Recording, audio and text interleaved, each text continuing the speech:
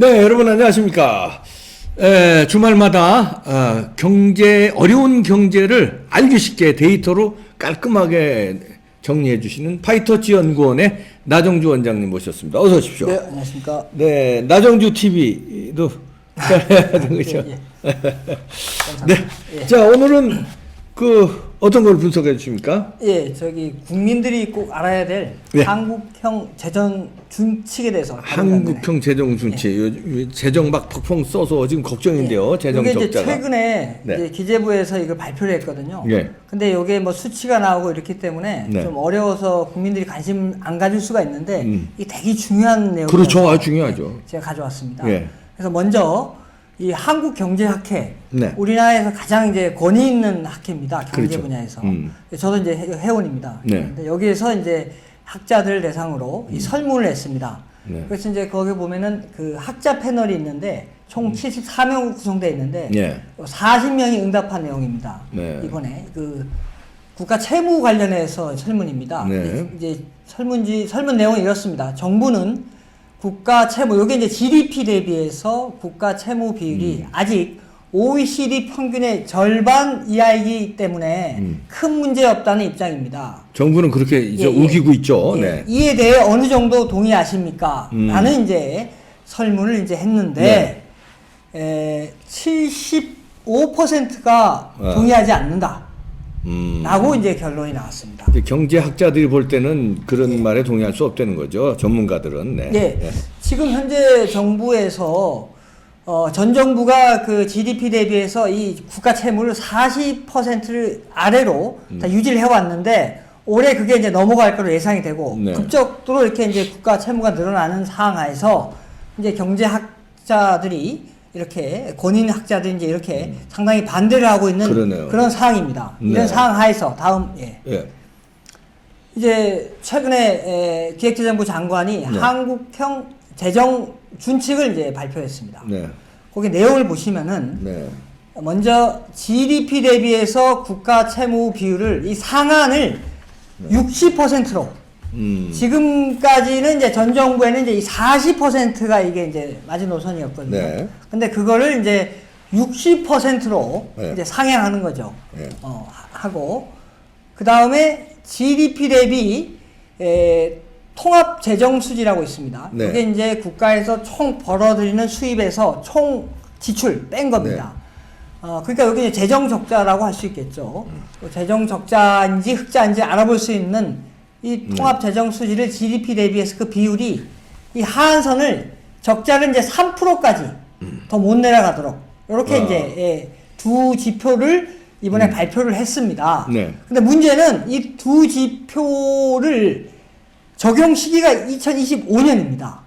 그러면 문재인 대통령 임기가 2022년 5월 달까지이지 않습니까? 그러니까요. 그럼 그 전까지는 이게 펑펑 써도 된다는 거죠. 이게 말이 안 되는 거지. 이게 다음 정부에 아주 덤탱이 씌우는 거 아닙니까 이게? 그렇습니다. 예. 그래서 그것도 또 빠져나가는 구멍이 뭐냐면 이 두 지표에다가 이 두 지표를 또 곱합니다. 예. 이제 GDP 대비 국가 채무 비율에다가 아까 상한이 60인데 그거를 분모로 나누고 그 다음에 GDP 대비 통합 재정 수지 요거를 다시 하한인 마이너스 3%로 나눕니다. 예. 그래서 이 두 개를 곱한 게 1을 넘지 못하도록 이게 무슨 의미냐면은 자 만약에 예를 들어서 지금 상한이 이제 국가 채무 비율이 60%인데 네. 이제 요거를 만약에 30%라고 이제 달성했다. 그러면 요게 값이 0.5죠. 그렇죠. 예. 네. 근데 통합 재정 수지는 이게 이제 마이너스 3%를 넘어가면 이제 마이너스 4%가 됐다면 네. 요 값은 1.3 얼마 정도 됩니다. 예. 그럼 곱하면은 1이 안 되거든요. 예. 이 의미는 뭐냐면 국가 채무 비율은 준수했지만 60%를 통합 재정 수지는 하한 마이너스 3%를 넘어도 이상 없다는 거죠. 이 두 개 곱하여서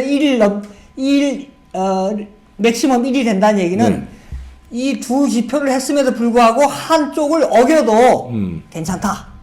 이런 걸 또 이렇게 같이 종합 산식을 또 일종의 말하자면 꼼수, 그러니까 눈속임이라고 볼 수도 있는 거네요. 예, 그렇죠. 네. 예. 네. 그래서 이런 것들을 지금 국민들이 지금 좀 어려우니까 잘 모르지 않겠습니까? 네. 근데 이런 거를 이제 이렇게 빠져나갈 구멍을 했고, 그 다음에 이제 적용 면제는 이제 여기 이러한 이제 준칙이 면제되는 경우가 있습니다. 요거는 뭐 당연하게 이제 전쟁이라든가 글로벌 경제 위기, 대규모 재해 발생 시에는 이제 적용 네. 면제인데, 글로벌 금융위기가 아니더라도 경기가 둔화 시에는 또 요 통합 재정 수지 비율을 마이너스 4가 3이 하한이라 그랬는데 마이너스 4까지 또 완화를 하는 조항을 넣었고, 예. 더 큰 문제는 요거를 이런 수치들을 대통령 시행령이 넣는 거예요. 법령이 아니고. 네.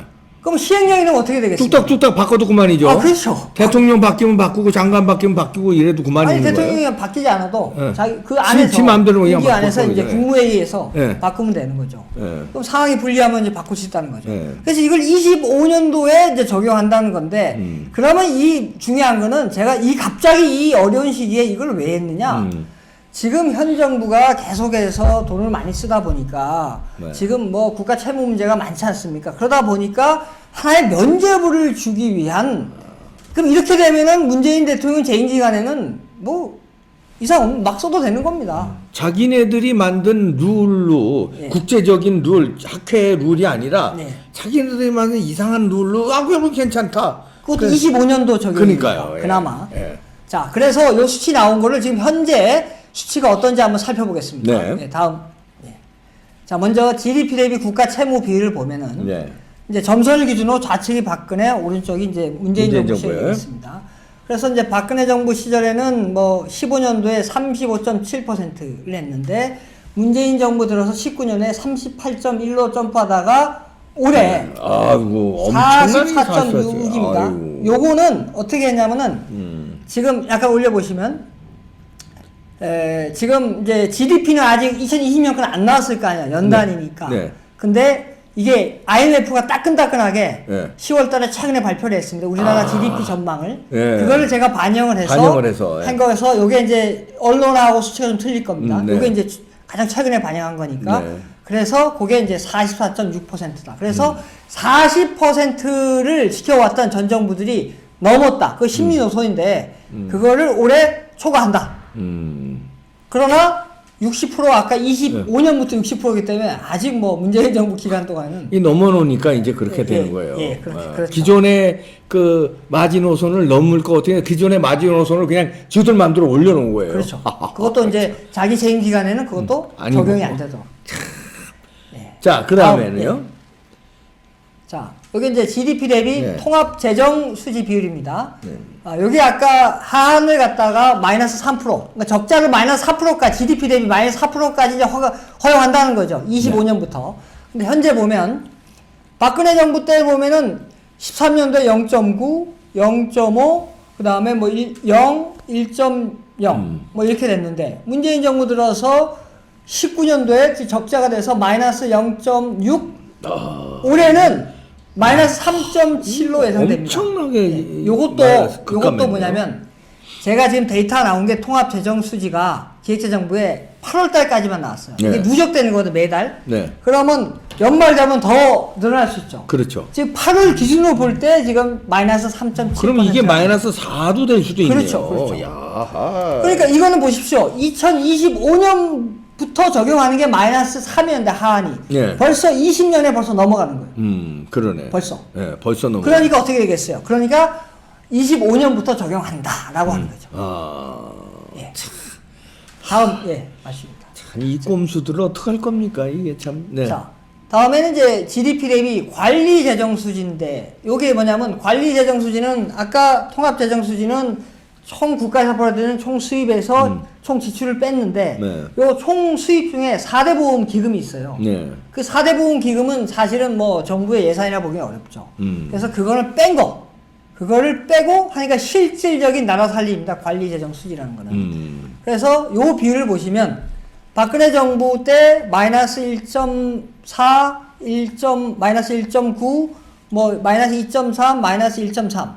근데 문재인 정부 들어와서 19년도 마이너스 2.8, 올해 마이너스 5.1. 요것도 8월달 기준으로. 8월달 기준으로. 연말 되면 더 늘어날 수 있어요. 더 늘어날 수 있다는 거죠. 제가 이거를 왜 말씀을 드리냐면은, 지금 재정 준축에는 통합 재정 수지가 들어가 있는데 관리 재정 수지를 왜 현황을 내놓냐면은 더 안 좋잖아요. 네, 그러네요. 더 안 좋으니까 어떻게 하겠습니까? 통합 재정 수지로 하는 거예요. 그나마 집중. 아, 그나마. 관리 재정 수지로 하면 더 안 좋으니까. 그것도 안 좋은데 지금 통합 재정 수지도 안 좋은데 이걸로 하면 더 안 더 안 좋으니까. 좋으니까. 예. 그래서 지금 비판이 아니 이 관리 재정 수지 이게 실질적인 이게 나라 살림살이 기준으로 하지 네. 왜 통합 재정 수지로 하느냐? 지표가 안 좋으니까. 예, 지금 이렇게 했습니다. 다음. 예. 그리고 아까 두 개 이제 곱한 거 있잖아요. 네. 곱한 거. 네. 그래서 1을 넘지 마. 이 상한선이 1을 넘지 말라는 거. 네. 보시면은 박근혜 정부 때 마이너스 0.2, 마이너스 0.1, 0, 마이너스 0.2, 마이너스 0.3 이렇게 됐는데 문재인 정부 들어 19년도에 플러스가 되죠. 0.1, 2020년도에 0.9. 네. 이것도 아까 제가 보니까 8월 기준으로 8월. 8월 기준. 그러니까 연말 되면 1을 넘어갈 가능성이 있는 있죠. 겁니다. 예. 지금 현재 2020년에 네. 요거 25년부터 적용되는 건데 네. 벌써 넘어갈 수 있다. 예. 예, 지금 이렇게 그다음이요? 되겠습니다. 예, 다음 예. 그래서 결론이 뭐냐면 네. 제가 오늘 이게 국민이 꼭 알아야 될 게 뭐냐면 저게 수치들이 나오게 되면 복잡하니까 아유 뭐 이렇게 잘 관심이 안 갈 수 있는데 저거를 국민들이 눈을 뜨고 봐야 됩니다. 그러니까요, 예. 이게 왜냐면 지금 꼼수로 약간 저 돈을 자 왜냐면은 이제 보궐선거 있죠. 네. 서울시장 뭐 부산시장 있고 그 다음에 대선 있지 않습니까? 예.